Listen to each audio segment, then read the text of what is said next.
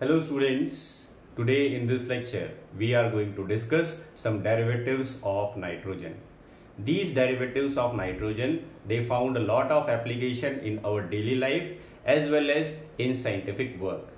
So the first derivative that we are going to discuss here today is dinitrogen gas. Dinitrogen gas, कैसे लिखते हैं इसको? N2. Students, this gas was discovered. This gas was discovered by Daniel Rutherford in 1772. और किस state में इसको discover किया था? इन दी एलिमेंटल स्टेट. एलिमेंटल स्टेट में इसको डिस्कवर किया था. ये गैस सबसे ज्यादा अबंडेंट कहां होती है? This gas is most abundant in atmosphere. Atmosphere में इसी फॉर्म में ये गैस हमें सबसे ज्यादा अमाउंट में मिलती है. तो इस गैस को हम कई सारी जगह पर यूज करते हैं. फॉर एग्जाम्पल आपने 10th क्लास में पढ़ा होगा कि जो पैकेड फूड आइटम्स आते हैं, जैसे चिप्स के पैकेट आते हैं, उसके अंदर कौन सी गैस फिल होती है? Nitrogen gas. तो नाइट्रोजन गैस एक इनर्ट गैस होती है जो फूड आइटम्स को खराब होने से बचाती है. इस वजह से इसको वहां पर यूज किया जाता है. तो भाई इसको अगर आपको यूज करना है तो आपको क्या करना पड़ेगा? कुछ मेथड्स ऑफ प्रिपरेशन जो है वो इसके स्टडी करने पड़ेंगे. किस किस तरीके से हम नाइट्रोजन गैस प्रिपेयर कर सकते हैं, उनको स्टोर कर सकते हैं. तो हम प्रिपरेशन के मेथड्स पढ़ते हैं. तो देखो बच्चों, सबसे पहला मेथड जो है this is commercial method. Commercial method मतलब लार्ज स्केल पे इसको किस तरीके से बनाया जाता है कमर्शियली यूज के लिए. तो कमर्शियल यूज में इंडस्ट्रियल यूज आ जाता है बहुत ज्यादा स्केल पे जब हमें बनानी पड़ती है नाइट्रोजन. तो बहुत ज्यादा स्केल पे अगर तुम्हें नाइट्रोजन गैस चाहिए तो हम क्या करवाते हैं? This gas is prepared industrially by fractional distillation of air. ठीक है. तो एयर को क्या करते हैं? पहले हम एयर को हम लिक्विफाई करते हैं और लिक्विफाई करने के बाद उसको फ्रैक्शनल डिस्टिलेशन टावर के अंदर सेपरेट कर लेते हैं. फ्रैक्शनल डिस्टिलेशन टावर में सेपरेट कर लेते हैं. तो ये जो गैसेस सेपरेट हो जाती हैं, ये जो गैसेस अलग अलग हो जाती हैं, इनमें सबसे ज्यादा अमाउंट में कौन सी गैस होती है? नाइट्रोजन. तो क्योंकि एटमॉस्फेयर में नाइट्रोजन जो थी वो ज्यादा अमाउंट में थी, इस वजह से जब आप एयर को लिक्विफाई करने के बाद उसको सेपरेट करते हो गैसेस के अंदर, तो सबसे ज्यादा अमाउंट में आपको नाइट्रोजन गैस ही मिलती है. तो कमर्शियल मेथड जो है उसमें हम एयर का यूज करते हैं टू प्रिपेयर नाइट्रोजन गैस. चलो अब चलते हैं सेकेंड मेथड. सेकेंड मेथड जो है इसमें आते हैं लेबोरेटरी मेथड्स. मतलब जब आपको स्मॉल स्केल पे नाइट्रोजन चाहिए, ज्यादा अमाउंट में नाइट्रोजन गैस प्रोड्यूस नहीं करनी, स्मॉल स्केल पे हमें नाइट्रोजन प्रोड्यूस करनी है, तो हम कौन से तरीके यूज करेंगे? So second method is laboratory methods.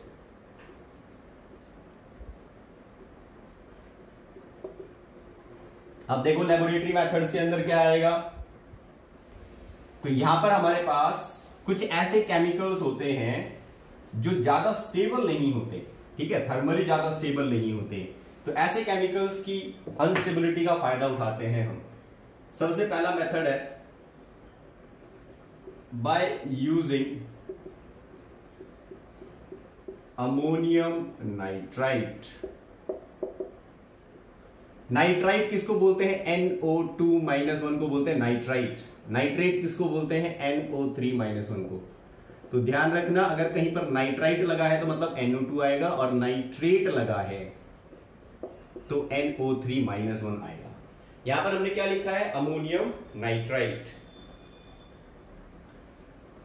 तो ये जो केमिकल है ये थर्मली ज्यादा स्टेबल नहीं होता, तो इसको हम जब भी रिक्वायरमेंट होती है तब प्रिपेयर करते हैं. तो अमोनियम नाइट्राइट इज प्रिपेयर्ड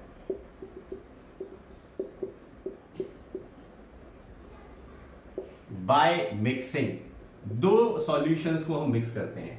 कौन कौन सी सॉल्यूशंस है? एक तो अमोनियम क्लोराइड और दूसरा है सोडियम नाइट्राइट. इन दो सॉल्यूशंस को आप मिक्स कर दीजिए तो इसके अंदर क्या होगी, डबल डिस्प्लेसमेंट रिएक्शन होगी। और डबल डिस्प्लेसमेंट रिएक्शन से क्या बनेगा, पहले ये बनेगा अमोनियम नाइट्राइट। तो अमोनियम नाइट्राइट बना दिया हमने। ये अमोनियम नाइट्राइट जो होता है ये थर्मली ज्यादा स्टेबल नहीं होता, तो अगर इसको हीट कर दिया जाए तो ये डिकम्पोज हो जाता है और डिकम्पोज होके क्या बना लेता है, नाइट्रोजन गैस।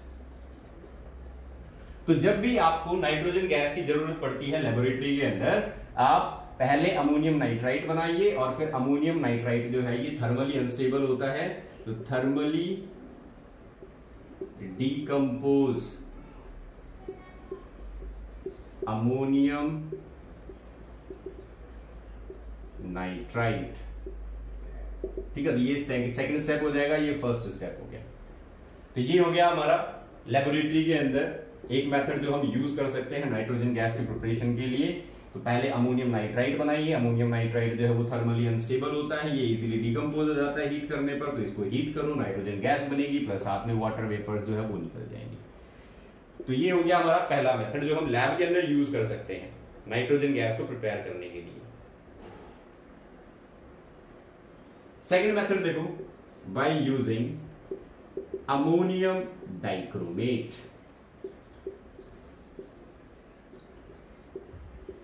अमोनियम डाइक्रोमेट किसको बोलते हैं, NH4 whole twice Cr2O7.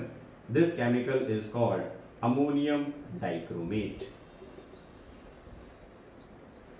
इस केमिकल को जब हीट करते हैं बच्चों तो ये केमिकल डिकम्पोज हो जाता है nitrogen plus water plus Cr2O3। इसको बैलेंस कर लीजिए, 4H2O आ जाएगा, बाकी सारे बैलेंस हो गए। तो देखो इसके अंदर हमें क्या मिल रहा है, Cr2O3, और Cr2O3 हमने कहां यूज किया था, as an oxidising agent in organic chemistry. तो Cr2O3 that is chromic acid बोलते हैं इसको, या क्रोमिक ऑक्साइड भी बोलते हैं। ये इसके अंदर एज अ साइड प्रोडक्ट मिल रहा है, और साथ ही साथ हमें क्या मिल रही है, नाइट्रोजन गैस। तो यहां पर आप एक स्टेटमेंट लिख सकते हैं, ammonium dichromate it decompose on thermal heating to produce nitrogen gas. तो ये हो गया सेकंड मेथड, अमोनियम डाइक्रोमेट को हम थर्मली डिकम्पोज करके बना सकते हैं। So you can write this statement,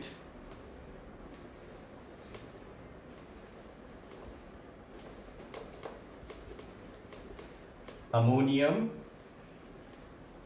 dichromate undergoes decomposition on ammonium dichromate undergo chemical decomposition on heating। तो ये हो गया सेकेंड मेथड। अब आते हैं थर्ड मेथड पे, फ्रॉम एजाइड्स। एजाइड किसको बोलते हैं, जिसके अंदर ये प्रेजेंट हो, this is called azide ion. तो बच्चों हमारे पास दो केमिकल्स होते हैं, sodium azide, sodium and barium azide. decompose on thermal heating to produce metal and release nitrogen gas। तो ये जो केमिकल है, सबसे पहले सोडियम एजाइड, सोडियम एजाइड का फॉर्मूला देखो NaN3। ये जब हीट करोगे तो ये डिसोसिएट हो जाएगा और ये क्या रिलीज कर देगा, नाइट्रोजन गैस। दूसरा केमिकल क्या है, बेरियम एजाइड, तो BaN3 होल ट्वाइस। ये भी इसी तरीके से थर्मली डिकम्पोज हो जाता है on heating and it produces 3N2 gas. तो सोडियम एजाइड और बेरियम एजाइड जो है वो थर्मली डिकम्पोज हो जाते हैं और क्या बना लेते हैं, नाइट्रोजन गैस रिलीज कर देते हैं। अब बच्चों ये केमिकल रिएक्शन जो है वो इंपॉर्टेंट है क्योंकि इसका हमें डेली लाइफ के अंदर यूज दिख जाता है। कहां यूज देखते हैं डेली लाइफ के अंदर इस रिएक्शन का, तो देखो गाड़ियों के अंदर यूज होता है इस रिएक्शन का। गाड़ियों के अंदर जो सेफ्टी बैग लगे होते हैं, ठीक है, जो एयर बैग्स होते हैं, वो एयर बैग जो है वो इसी रिएक्शन की वजह से काम करते हैं। गाड़ी के अंदर कुछ कोलिजन को डिटेक्ट करने वाले सेंसर लगे होते हैं, ठीक है, एक सेंसर लगा है जो जब गाड़ी कोलाइड करती है तो उस कोलिजन की वजह से जो इंपैक्ट होता है, जो फोर्स लगता है, उसको डिटेक्ट करता है और उसको डिटेक्ट करने के बाद में एक इलेक्ट्रिकल स्पार्क जनरेट करता है। ये इलेक्ट्रिकल स्पार्क जो है वो इस केमिकल के अंदर क्या करती है, हीटिंग प्रोड्यूस करती है, और इस केमिकल में जब हीटिंग प्रोड्यूस होती है तो ये डिकम्पोज हो जाता है और ये क्या बनाता है, नाइट्रोजन गैस। तो जो एयर बैग सडनली एकदम से एक्सप्लोड होता है और वो उसके अंदर गैस भर जाती है, वो गैस कौन सी गैस है, दैट इज नाइट्रोजन गैस। तो सेंसर ने इलेक्ट्रिकल स्पार्क प्रोड्यूस किया, इलेक्ट्रिकल स्पार्क से ये केमिकल हीट हुआ और इस केमिकल की हीटिंग से क्या हुआ, नाइट्रोजन गैस प्रोड्यूस हुई। ये नाइट्रोजन गैस तुम्हारे उस एयर बैग के अंदर फिल हो गई, जिसकी वजह से तुम्हारा कोलिजन का कोई इंपैक्ट नहीं पड़ा तुम्हारी बॉडी पे। तो हमारी बॉडी प्रोटेक्ट हो जाती है एयर बैग की वजह से, और एयर बैग जो है वो किसकी वजह से स्वेल हुआ, किसकी वजह से फूला, ये ड्यू टू नाइट्रोजन गैस। और ये नाइट्रोजन गैस कहां से आई, गाड़ी के अंदर जो डिवाइस लगी है, कोलिजन डिवाइस लगी है, उसके अंदर ये केमिकल जो था वो स्टोर्ड था, बेरियम एजाइड या फिर सोडियम एजाइड। तो इस तरीके से हम इस रिएक्शन को यूज करते हैं गाड़ियों की सेफ्टी के लिए। तो ये रिएक्शन आप सोचो अब कितनी फास्ट होगी कि जैसे ही गाड़ी कोलाइड करती है, with in fraction of second ये नाइट्रोजन गैस प्रोड्यूस भी हो जाती है, एयर बैग जो है वो खुल भी जाता है और आप प्रोटेक्ट भी हो जाते हो। This reaction it takes place at such a fast speed. तो ये इंपॉर्टेंट रिएक्शन है और यहां पर ये क्वेश्चन जो है वो आपको एनसीईआरटी के अंदर भी मिल जाएगा और साथ ही साथ रेफरेंस बुक वगैरह में भी मिल जाएगा। कॉम्पिटिटिव एग्जाम में भी पूछा जा चुका है, which of the following chemical can be used as a safety bag, ठीक है, chemical which of the following chemical can be used for the functioning of safety bag या फिर एयर बैग्स इन व्हीकल्स। तो answer आ जाता है barium azide and sodium azide. तो ये क्वेश्चन जो है वो नोट कर लेना।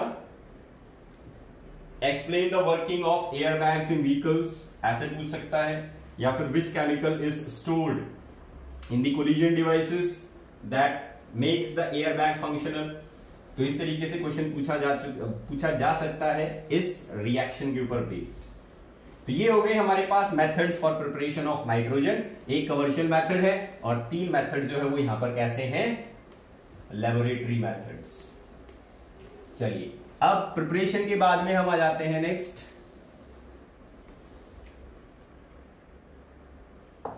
प्रॉपर्टीज ऑफ डाइनाइट्रोजन के। प्रॉपर्टीज में हम यहां पर 2 प्रॉपर्टीज डिस्कस करने वाले हैं। सबसे पहले हम डिस्कस करेंगे फिजिकल प्रॉपर्टीज। फिजिकल प्रॉपर्टीज में सबसे पहला पॉइंट आ जाता है नाइट्रोजन गैस कैसी है, it is a colourless, odourless and tasteless gas. ना तो इसका कोई कलर है, ना इसकी कोई ऑर्डर है, ना ही इसका कोई टेस्ट है। ये तो हो गई फिजिकल स्टेट की बात। नेक्स्ट आ जाती है इसके मेल्टिंग पॉइंट और बॉइलिंग पॉइंट की बात। Melting point of nitrogen gas is 63.2 kelvin and boiling point is 77.2 kelvin. तो आप सोच सकते हो कितना लो मेल्टिंग पॉइंट और बॉइलिंग पॉइंट है इसका, ठीक है। तो ये हो गया second point, it has a very low melting point and boiling point. इसके बाद आती है थर्ड पॉइंट, सॉल्युबिलिटी की बात। तो बताओ वाटर के अंदर जो नाइट्रोजन गैस है वो ज्यादा सॉल्युबल होगी या नहीं, तो it is less soluble in water. क्यों है ये लेस सॉल्युबल इन वाटर, क्योंकि नाइट्रोजन गैस एक नॉन पोलर गैस है और वाटर कैसा है, एक पोलर लिक्विड। तो भाई दोनों की नेचर क्या है, डिफरेंट हो गई, डिफरेंट नेचर। तो इस वजह से सॉल्युबिलिटी कम है। डिफरेंट नेचर की वजह से ये गैस पानी में ज्यादा डिसॉल्व नहीं होती है। नेक्स्ट आ जाता है, इसके दो आइसोटोप्स देखने को मिलते हैं वही नाइट्रोजन के, ठीक है, नेचर में। पहला है N14, दूसरा है N15। तो ये फोर्थ पॉइंट हो जाता है फिजिकल प्रॉपर्टीज में। It has two isotopes. क्या क्या है आइसोटोप्स? Nitrogen 14 and nitrogen 15। सबसे ज्यादा अबंडेंट जो है नेचर में वो कौन सा है? N14। This is the most abundant isotope in nature. तो ये हो जाती है physical properties of dinitrogen gas. अब आ जाते हैं हम केमिकल प्रॉपर्टीज पे। नाइट्रोजन की केमिकल प्रॉपर्टीज क्या क्या है?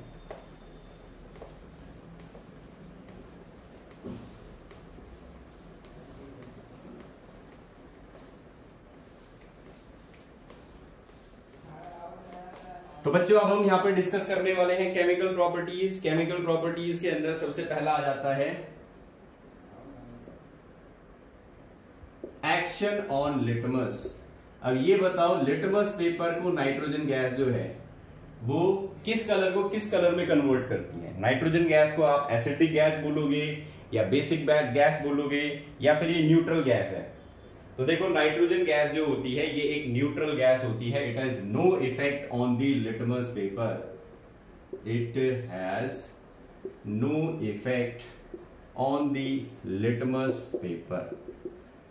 और इसका मतलब क्या हुआ कि ये रिएक्ट नहीं करती लिटमस सॉल्यूशन के साथ। ये मतलब हुआ इसका।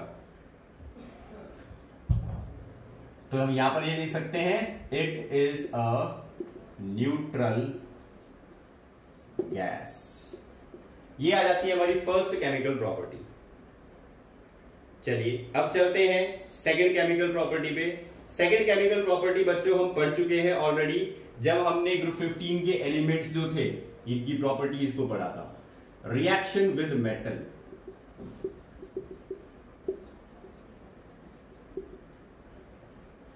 नाइट्रोजन गैस जो है वो रिएक्ट करती है मेटल्स के साथ और क्या बनाती है? नाइट्राइड्स की फॉर्मेशन करती है, formation of nitrides.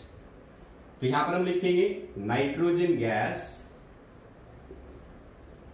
Reacts with active metals. Active metals किसको बोला जाता है?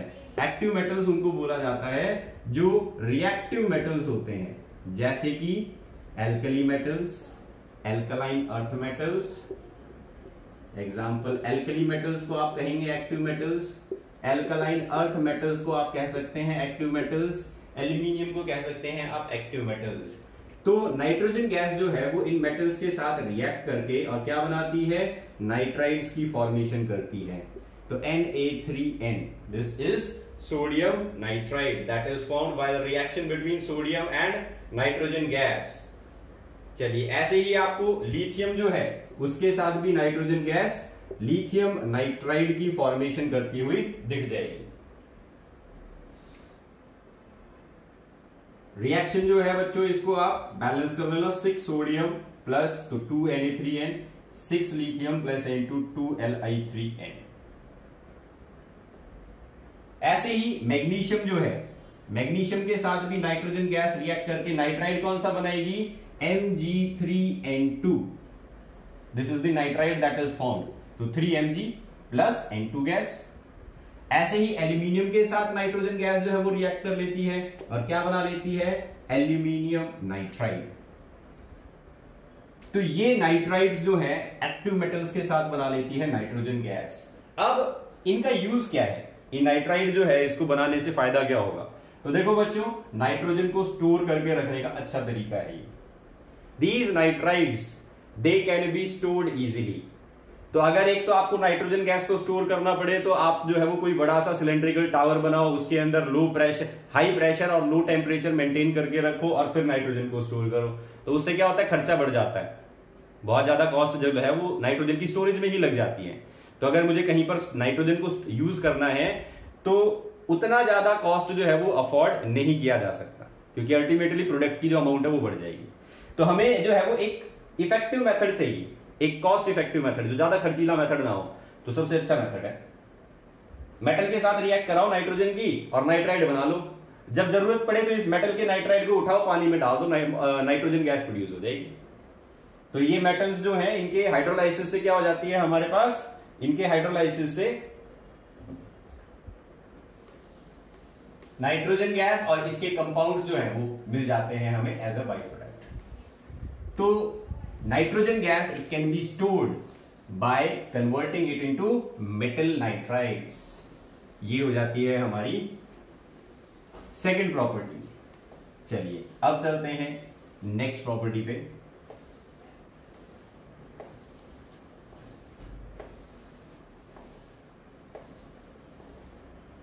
Next is third property. देखो बच्चों यहां पर थर्ड प्रॉपर्टी में हम बात करते हैं एक्शन ऑफ नॉन मेटल की, या फिर reaction with non metal.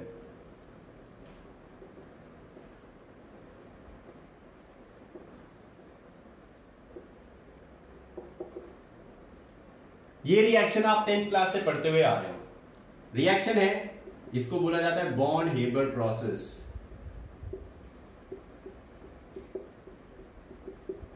N2 plus 3H2 in the presence of iron as a catalyst, it produces 2NH3।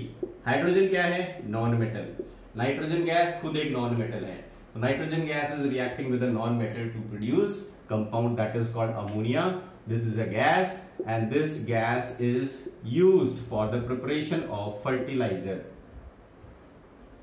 तो नाइट्रोजन गैस क्या करती है, नाइट्रोजन अपने से कम इलेक्ट्रोनेगेटिव एलिमेंट्स के साथ रिएक्ट करके और कंपाउंड्स बना लेती है। अगर मेटल है तो कंपाउंड बनेगा आयनिक, अगर नॉन मेटल है तो कंपाउंड बनेगा कोवलेंट।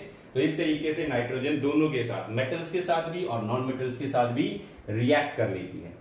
तो ये जो कंपाउंड बन रहा है ये कैसा है नेचर में, this is a covalent compound because it is found between two non metals. तो नॉन मेटल के साथ कंबाइन करके क्या बनाता है, कोवलेंट कंपाउंड की फॉर्मेशन करता है। ये रिएक्शन अगर आपको टेम्परेचर और प्रेशर पूछा जाता है तो 700 केल्विन टेम्परेचर पे और 200 एटमॉस्फेरिक प्रेशर पे ये रिएक्शन हमें देखने को मिलती है।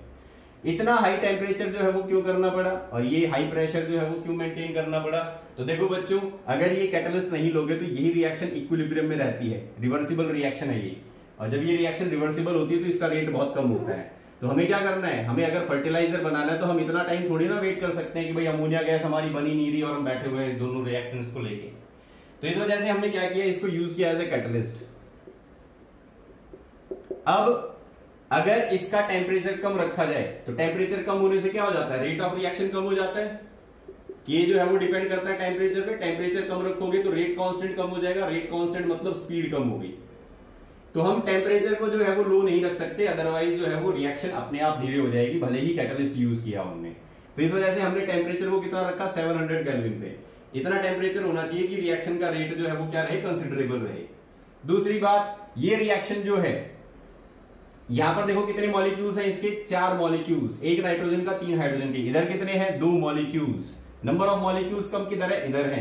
तो अगर मैं प्रेशर बढ़ाता हूं, प्रेशर अगर मैं इंक्रीज करता हूं तो रिएक्शन किस डायरेक्शन में शिफ्ट होगी, आगे की तरफ। तो हाई प्रेशर किस लिए रखा, हाई प्रेशर इसलिए रखा क्योंकि ये रिएक्शन जो है, इस रिएक्शन का अगर इक्विलिब्रियम देखा जाए तो जब हम टेम्परेचर इंक्रीज करेंगे तो रिएक्शन जो है वो आगे की तरफ जाएगी, जब हम प्रेशर इंक्रीज करेंगे तो रिएक्शन जो है वो आगे की तरफ जाएगी। तो इस रिएक्शन में हम रिएक्शन विद नॉन मेटल जो है वो देख रहे हैं नाइट्रोजन का। ऐसे ही एक और रिएक्शन भी हमें देखने को मिलती है नाइट्रोजन की नॉन मेटल के साथ, और ये रिएक्शन जो है इसको यूज किया जाता है NO, that is nitric oxide बनाने के लिए। ठीक है, तो ये भी रिएक्शन विद नॉन मेटल में ही आती है। ये दूसरी रिएक्शन है, रिएक्शन विद नॉन मेटल। दूसरी रिएक्शन देख लो, N2 plus O2, ये क्या बनाते हैं, NO, this is called nitric oxide. Gas होती है, वैसे तो ये पॉल्यूटेंट है हमारे लिए, एटमॉस्फेयर के अंदर ये जब ऐड हो जाती है तो ये एक पॉल्यूटेंट का काम करती है। क्यों, क्योंकि एटमॉस्फेयर के अंदर ये कन्वर्ट हो जाती है NO2 में, और जब बारिश होती है तो ये बारिश के पानी के अंदर डिसॉल्व होकर क्या बनाती है, HNO3, जिसको हम बोलते हैं एसिड रेन। तो ये एक पॉल्यूटेंट है, लेकिन इसका एक पॉजिटिव यूज है। जो न्यूली बॉर्न इन्फेंट होते हैं, जो बच्चे जो हैं पैदा होते हैं, अगर उनमें कोई रेस्पिरेटरी प्रॉब्लम है तो ऐसे बच्चों को वेंटिलेटर पर ये गैस जो है वो दी जाती है उनकी रेस्पिरेटरी प्रॉब्लम्स को दूर करने के लिए। This gas is used for the treatment of newly born infants to tackle their respiratory problems. ठीक है, तो आईसीयू के अंदर जो है वो बच्चे को इस गैस की डोज दी जाती है एक लिमिटेड अमाउंट के अंदर, और ये गैस जो है वो रेस्पिरेटरी प्रॉब्लम्स को ट्रीट करने में हेल्पफुल होती है of newly born infants. Nitric oxide.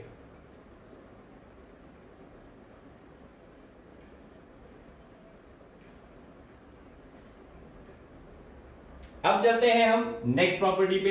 Next property है हमारी reaction of alumina in the presence of Coke.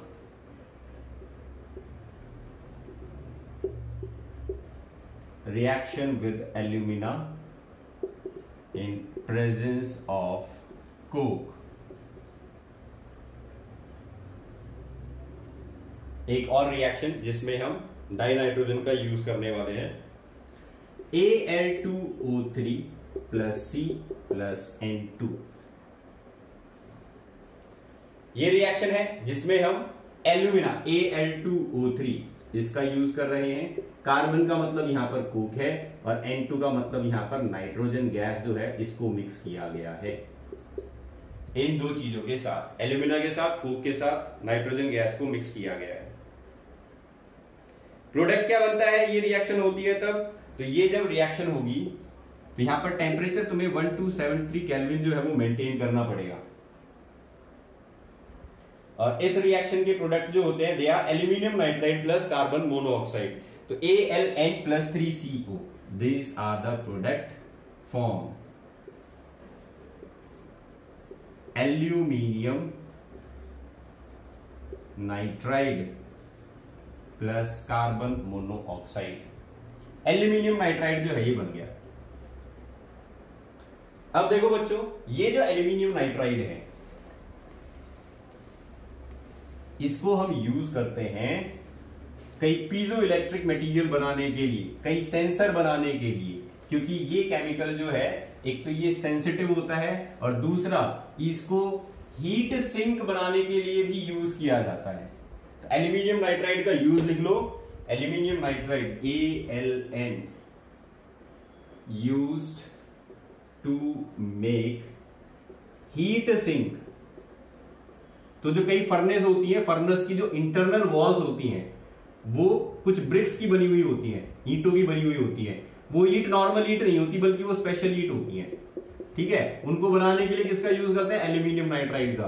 क्यों यूज करते हैं, क्योंकि एल्यूमिनियम नाइट्राइड जो है उसकी थर्मल कंडक्टिविटी ज्यादा है और इसका मेल्टिंग पॉइंट भी हाई रहता है। इस वजह से ये काफी लंबे टाइम तक काफी लार्ज अमाउंट ऑफ हीट जो है उसको झेल सकता है, उसको बर्दाश्त कर सकता है। तो इसको इसी वजह से जो है वो जो फर्नेस होती है उनकी इंटरनल लाइनिंग्स बनाने के लिए यूज किया जाता है। इसके अलावा इसको हम पीजो इलेक्ट्रिक मटेरियल बनाने के लिए भी यूज करते हैं।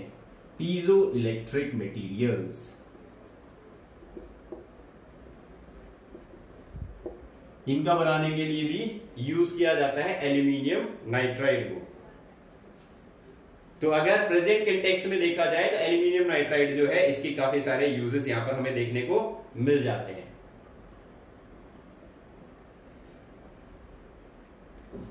अब चलते हैं फिफ्थ यूज पे।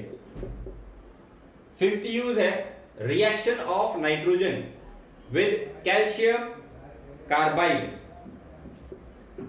Reaction with calcium carbide. Calcium carbide क्या होता है? तो बच्चों ये चीज जो है वो हम क्लास के अंदर भी डिस्कस कर चुके हैं। कैल्शियम कार्बाइड जो है वो एक तरीके से कोयले जैसा दिखता है, ठीक है। और इसके अंदर अगर आप पानी डालते हो तो इसमें से कौन सी गैस प्रोड्यूस होती है? एसिटाइलिन गैस प्रोड्यूस होती है। तो कैल्शियम कार्बाइड की रिएक्शन हमें किसके साथ करानी है? नाइट्रोजन गैस के साथ करानी है। ये जब दोनों केमिकल्स आपस में रिएक्ट करते हैं तो ये एक तरीके का एक फर्टिलाइजर जो है वो बनाते हैं, उस फर्टिलाइजर को बोला जाता है नाइट्रोलिम। और ये क्वेश्चन एक बार पूछा जा चुका है तुम्हारे नीट के पेपर में और आईआईटी के पेपर के अंदर, व्हाट इज नाइट्रोलिम। तो यहां पर रिएक्शन जो है वो हम कैसे लिखते हैं, CaC2 प्लस N2, टेम्परेचर रखना है 1273 केल्विन। प्रोडक्ट क्या बनता है, CaCN2 प्लस C। तो यहां पर nitrogen gas, this is calcium carbide,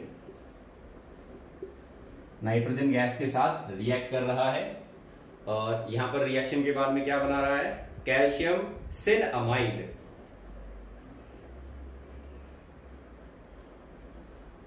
this is called calcium सिनअमाइड।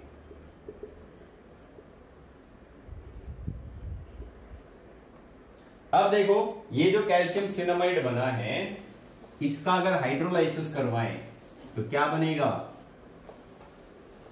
तो इसका हाइड्रोलाइसिस करवाने पर ये बना देता है calcium carbonate plus ammonia gas. और अमोनिया गैस जो है वो हम यहां पर यूज कर लेते हैं। तो CaCN2 प्लस H2O ये बनाएगा CaCO3 प्लस NH3। इसको हम बैलेंस कर लेते हैं रिएक्शन को, तो इसको बैलेंस करोगे तो 3H2O यहां पे, 2NH3 यहां पे।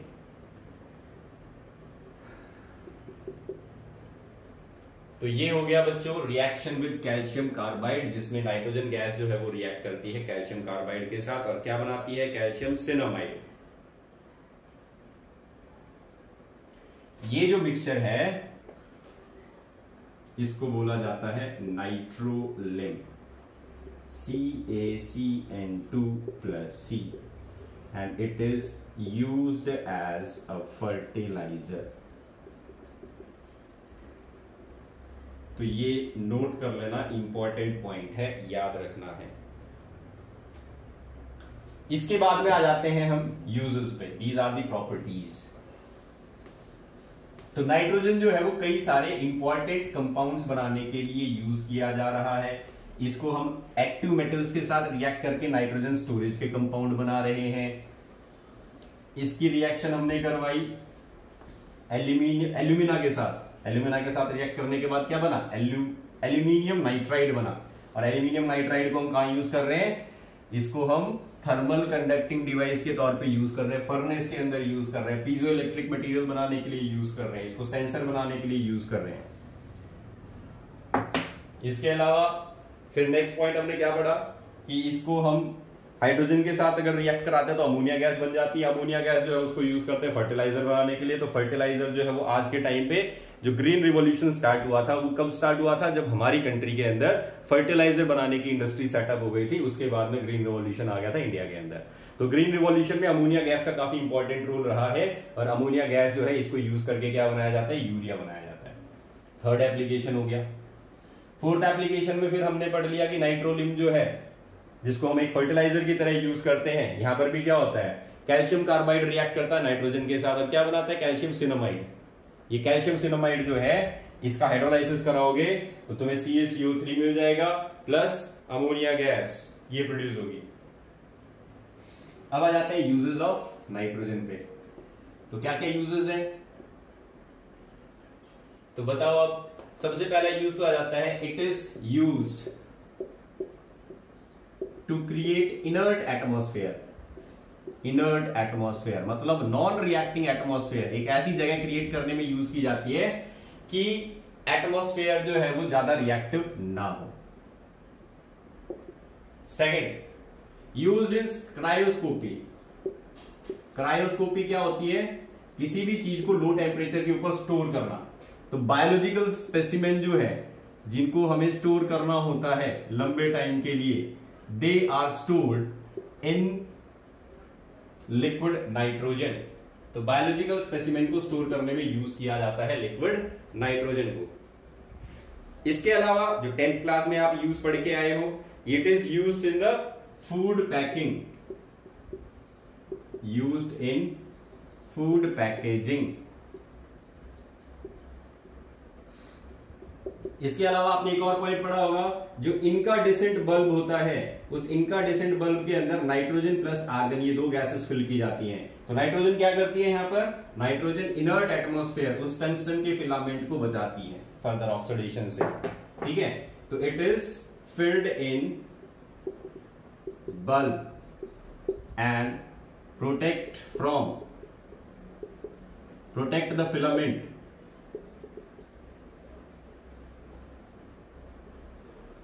from oxidation। और fifth use, used in the preparation of fertilizer, used in the preparation of fertilizer, जो कि हमें फूड सफिशिएंट बनाता है। तो बच्चे ये हो गया हमारा first derivative of nitrogen, that is N2 gas. चलिए अब चलते हैं दूसरे डेरिवेटिव पे, this is ammonia. Ammonia gas जो है, अब इसके बारे में पढ़ते हैं।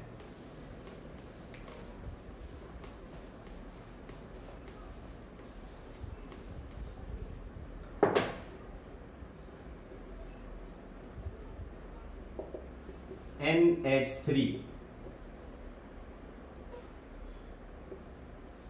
बात कर लेते हैं इसके प्रिपरेशन की। तो यहां पर भी कमर्शियल मेथड आते हैं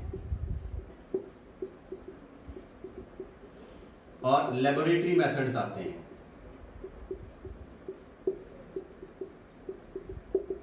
कमर्शियल मेथड में बॉन्ड हेबर प्रोसेस आता है,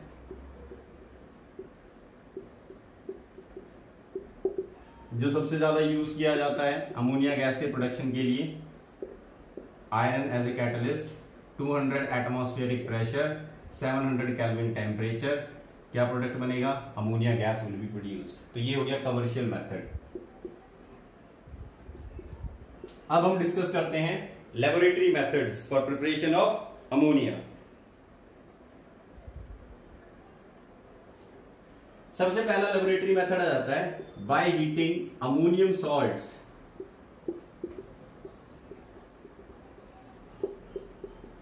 विद एल्कली, या फिर कह लो स्ट्रॉन्ग बेस। स्ट्रॉन्ग बेस के साथ क्या कर दो, अमोनियम सॉल्ट्स को हीट कर दो, तो ये क्या बना लेते हैं, अमोनिया गैस प्रोड्यूस कर लेते हैं। For example ammonium sulphate plus NaOH, क्या प्रोडक्ट बनेगा, NH3 ammonia gas plus water plus Na2SO4, this product will be form. Balance कर लेना भाई इसको, 2NaOH।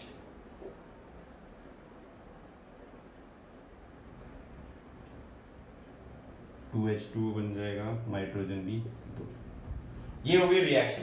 ऐसे ही एक और रिएक्शन ले सकते हैं हम, अमोनियम क्लोराइड, इसके अंदर अगर हम KOH डाल दें तो क्या बनेगा, यहां पर बनेगी NH3 plus KCl plus H2O। तो इन दोनों ही रिएक्शन में क्या हो रहा है, ये दोनों क्या थे, ammonium salt. Ammonium salt, ammonium salt कैसे होते हैं, एसिडिक सॉल्ट होते हैं। ये एक वीक बेस और स्ट्रॉन्ग एसिड से बना है, वीक बेस और स्ट्रॉन्ग एसिड से बना है, तो ये एसिडिक सॉल्ट है। ये एसिडिक सॉल्ट बेस डालने पर क्या हो गए, हाइड्रोलाइज हो गए और इन्होंने अमोनिया गैस जो थी वो रिलीज कर दी।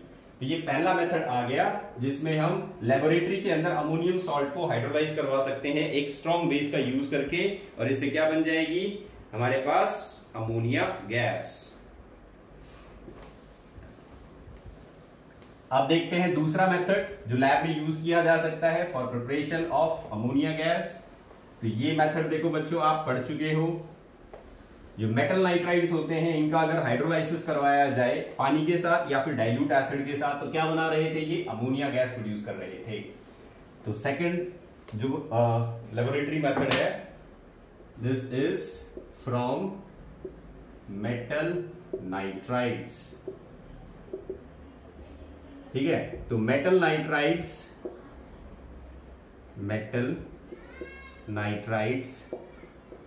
undergo hydrolysis in water and dilute acid solution to produce ammonia. Reaction हम जो है प्रॉपर्टीज जब हम डिस्कस कर रहे थे ग्रुप 15 की तब ऑलरेडी लिख चुके हैं। एक दो रिएक्शंस जो है वो दोबारा लिख देता हूं यहां पर। मैग्नीशियम नाइट्राइड प्लस वाटर क्या बनाएगा, MgOH whole twice plus NH3। ऐसे ही एल्यूमिनियम नाइट्राइड प्लस वाटर क्या बनाएगा, AlOH whole thrice plus NH3। तो इन दोनों ही रिएक्शन में क्या हो रहा है, इन दोनों का हाइड्रोलाइसिस हो गया, नाइट्रोजन अलग मेटल अलग, नाइट्रोजन अलग मेटल अलग, और इनके साथ क्या जाके लग गया, H plus OH minus. H plus चला गया नाइट्रोजन के पास, OH चला गया मेटल के पास, क्या बन गया, AlOH whole thrice plus ammonia gas. तो इस दोनों ही रिएक्शन के अंदर अमोनिया गैस की फॉर्मेशन हो रही है। तो इसको हम क्या बोलेंगे, this is called hydrolysis. Reaction जो है इसको आप बैलेंस कर लेना, this is 3Mg, this is 2NH3। तो ये हो गई हाइड्रोलाइसिस ऑफ मेटल नाइट्राइड्स। तो देखो यहां पर मेटल नाइट्राइड्स ने क्या कौन सी गैस प्रोड्यूस की, अमोनिया गैस। अब इस अमोनिया गैस को क्या कर सकते हैं हम, फर्टिलाइजर बनाने के लिए यूज कर सकते हैं, या फिर एज अ सॉल्वेंट यूज कर सकते हैं। तो ये आई preparation of ammonia laboratory methods.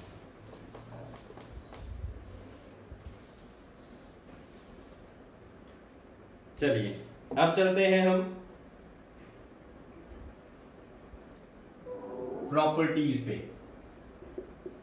Properties of ammonia gas. सबसे पहले बात कर लेते हैं फिजिकल प्रॉपर्टीज की।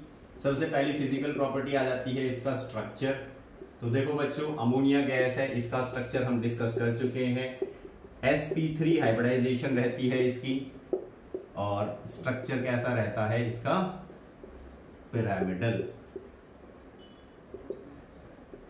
ठीक है, बॉन्ड एंगल कितना रहता है, 107 डिग्री। तो ये पॉइंट्स हम ऑलरेडी डिस्कस कर चुके हैं। तो यहां पर जो है वो इसको इन शॉर्ट ऐसे ही लिख लो कि अमोनिया का स्ट्रक्चर sp3 हाइब्रिडाइजेशन होती है, पिरामिडल स्ट्रक्चर होता है, बॉन्ड एंगल होता है 107 डिग्री का। चलो अब देखते हैं इसकी फिजिकल स्टेट। फिजिकल स्टेट कैसी होती है भाई, तो कभी आप पब्लिक टॉयलेट में घुसे होंगे, वहां पर आपको जो स्मेल आती है that is the smell of ammonia gas. ठीक है, तो इट इज कलरलेस, कोई कलर नहीं होता इसका, ऑर्डरलेस, ऑर्डरलेस होती है नहीं, पंजेंट ऑर्डर होती है। It is a colourless gas with pungent smell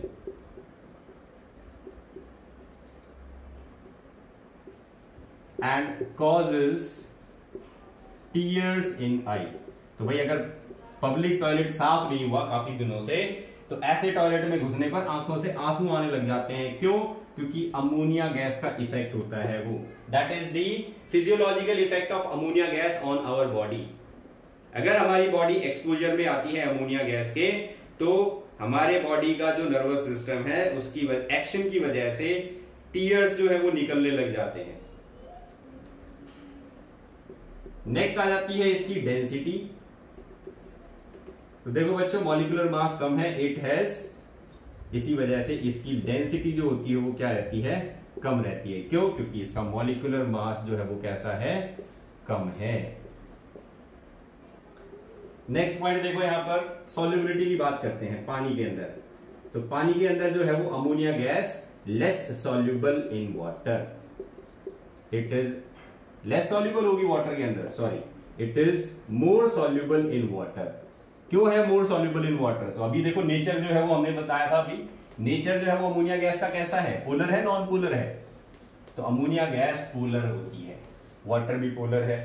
तो पोलर सब्सटेंस पोलर के अंदर क्या हो जाएगा, इजीली डिसॉल्व हो जाएगा। इसका डाइपोल मूवमेंट जीरो नहीं होता, मतलब ये एक पोलर गैस है। इसको अगर मैं पानी के अंदर डिसॉल्व करूंगा, पानी भी एक पोलर सॉल्वेंट है, तो ये डिसॉल्व हो जाती है और क्या बना लेती है, NH4OH, जिसको हम बोलते हैं अमोनियम हाइड्रोक्साइड या फिर लिक्विड अमोनिया। तो कहीं अगर लिक्विड अमोनिया लिखा है ना तो समझ जाना कि अमोनिया गैस को पानी में डिसॉल्व करके फिर बात हो रही है। तो ये हो जाती है इसकी fourth property, solubility in water. अब देख लेते हैं इसकी केमिकल प्रॉपर्टीज। केमिकल प्रॉपर्टीज में ज्यादा कुछ नहीं है, 3 प्रॉपर्टीज हैं इसकी। सबसे पहली प्रॉपर्टी है it has basic nature. Basic nature होती है इस गैस की। तो कैसे पता? तो देखो भाई, आप 10th क्लास में भी पढ़ते आए हो, इसके पास एक लोन पेयर है। जिसके पास लोन पेयर होता है वो क्या काम करता है? लीविस बेस का काम करता है। और लीविस बेस क्या करते हैं? लीविस बेस अपना इलेक्ट्रॉन पेयर डोनेट कर सकते हैं किसी को, ठीक है। तो अमोनिया गैस कैसी है? ये नेचर में बेसिक है, it is a basic gas. Ammonia gas is basic in nature and it dissolves। कैसे पता चलेगा कि ये बेसिक है? It dissolves in water to form a basic solution। तो ये जो सॉल्यूशन बनाती है पानी के अंदर डिसॉल्व होने पर, वो बेसिक सॉल्यूशन होता है। कैसे आया बेसिक सॉल्यूशन? तो देखो NH4OH बना। NH4OH क्या है? एक वीक बेस। ये वीक बेस जब डिसोसिएट होगा तो ये क्या प्रोड्यूस करेगा? It produces NH4 plus and OH minus ion. जो OH माइनस आयन रिलीज करता है उसको क्या बोलते हैं? बेस बोलते हैं। तो अमोनिया गैस पानी के अंदर सॉल्युबल थी। सॉल्युबल होने के कारण इसने क्या बनाया? अमोनियम हाइड्रोक्साइड बनाया। अमोनियम हाइड्रोक्साइड क्या होता है? एक वीक बेस होता है। वीक बेस है तो ये OH नेगेटिव आयन रिलीज करेगा, और ये रिलीज करेगा। इस वजह से हमारे पास प्रूफ आ गया कि अमोनिया गैस जो है वो कैसी है? बेसिक है नेचर के अंदर। अब देखो बच्चों, यहां पर नेक्स्ट प्रॉपर्टी हम देखते हैं। ये रिएक्ट करती है, अमोनिया गैस रिएक्ट करती है हैवी मेटल्स के साथ और उनके प्रेसिपिटेट बनवा देती है। It forms precipitate of heavy metals. तो सेकंड प्रॉपर्टी आ जाती है, it reacts with heavy metal salt and forms their precipitate. React with heavy metal salt and forms precipitate। कैसे प्रूव करोगे इस चीज को? तो FeCl3 प्लस NH4OH, ठीक है। FeCl3 क्या है? आयरन का क्लोराइड सॉल्ट था, अमोनियम हाइड्रोक्साइड डाल दिया इसके अंदर, तो ये क्या करेगा? FeOH होल थ्राइस, ये बन गया। ये प्रेसिपिटेट होते हैं इसके, फेरिक हाइड्रोक्साइड जो है वो प्रेसिपिटेट बना लेता है और नीचे सेटल हो जाता है। तो ये हैवी मेटल सॉल्ट है, ठीक है। आयरन 3 क्लोराइड, ये हैवी मेटल सॉल्ट था। जब इसके अंदर हमने लिक्विड अमोनिया को मिक्स किया तो इसने क्या कर दिया? प्रेसिपिटेट बनवा दिया इस हैवी मेटल सॉल्ट का, और खुद क्या बना लेता है? अपना सॉल्ट, 3 मॉलिक्यूल्स ऑफ NH4Cl। तो इस तरीके से जो हैवी मेटल्स होते हैं इनमें अगर आप लिक्विड अमोनिया डालते हो तो उनके प्रेसिपिटेट की फॉर्मेशन करवा देती है लिक्विड अमोनिया। दूसरा एग्जांपल जो है वो भी देख लेते हैं। यहां पर एल्यूमिनियम क्लोराइड भी इसी तरीके से जो है AlCl3, इसके अंदर भी हम अमोनियम हाइड्रोक्साइड डालें, यहां पर 3 आएगा, तो ये क्या बनाएगा? AlOH whole thrice plus 3 molecules of NH4Cl। तो ये भी प्रेसिपिटेट बना लेता है, व्हाइट कलर के प्रेसिपिटेट बना के नीचे सेटल हो जाता है। तो डाउनवर्ड एरो लगा देना। डाउनवर्ड एरो का मतलब है PPT फॉर्मेशन होगी इन केमिकल्स की जब लिक्विड अमोनिया के अंदर इनको मिक्स किया जाएगा तब। लास्ट प्रॉपर्टी देख लो यहां पर अमोनिया की, it acts as a Lewis base, ठीक है। Act as a Lewis base. तो लीविस बेस का काम क्या होता है बच्चों? किसी ऐसे मॉलिक्यूल को जिसको इलेक्ट्रॉन्स की रिक्वायरमेंट है उसको अपने इलेक्ट्रॉन्स डोनेट करना। नाइट्रोजन के पास ऑक्टेट कंप्लीट है, एक लोन पेयर है। बोरॉन के पास जो है वो ऑक्टेट कंप्लीट नहीं है, 6 इलेक्ट्रॉन है। तो ये क्या हो गया? Lewis acid. तो देखो बोरॉन का एटॉमिक नंबर होता है 5, कॉन्फ़िगरेशन होता है 1s2 2s2 2p1। लेकिन बोरॉन क्या करता है? अपना एक इलेक्ट्रॉन जो है वो 2p के अंदर भेज देता है, 2px1 2py1। इसका 2pz अभी भी क्या पड़ा है, खाली पड़ा है।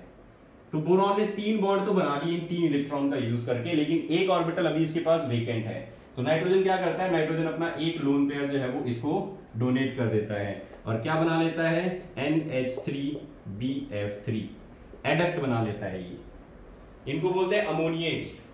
एरो का मतलब क्या है यहाँ पर, coordinate bond. This arrow means coordinate bond is formed.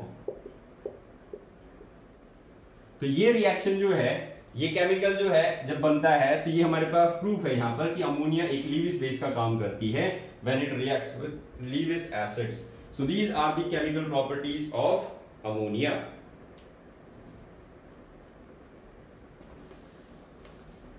Uses की अगर बात करें तो अमोनिया का सबसे मेजर यूज कहां पर है, it is use in the preparation of urea. कहां यूज किया जाता है अमोनिया को, यूरिया बनाने के लिए यूज किया जाता है। तो यूजेस में लिख लो, used for preparation of urea. Second, used as solvent. Third, used for separation of heavy metals. तो ये आ जाते हैं यूजेस अमोनिया के। सबसे मेजर यूज जो है वो इसका ये फर्टिलाइजर बनाने में है, और ये फर्टिलाइजर जो है वो रिस्पॉन्सिबल है ग्रीन रिवॉल्यूशन के लिए। इसके अलावा इसको हम यूज करते हैं लेबोरेटरी रिएजेंट की फॉर्म में। सो ये हो गया बच्चों chemical properties of ammonia and it's uses. That's all for today, thank you.